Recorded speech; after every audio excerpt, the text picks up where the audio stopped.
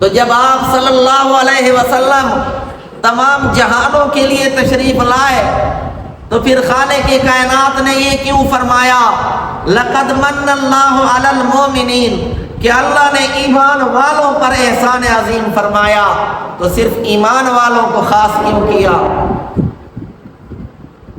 تو اس وجہ سے کہ ایمان والوں نے ہی اس نعمت کی قدر کی، ایمان والوں نے ہی رسول اللہ کو مانا، ایمان والوں نے ہی آپ کی خاطر سب کچھ قربان کیا۔ تو اس لیے خالق کائنات نے ایمان والوں کا تذکرہ فرمایا کہ بھیجا تو میں نے تمام انسانیت کی طرف، لیکن جنہوں نے قدر کی وہ ایمان والے ہیں،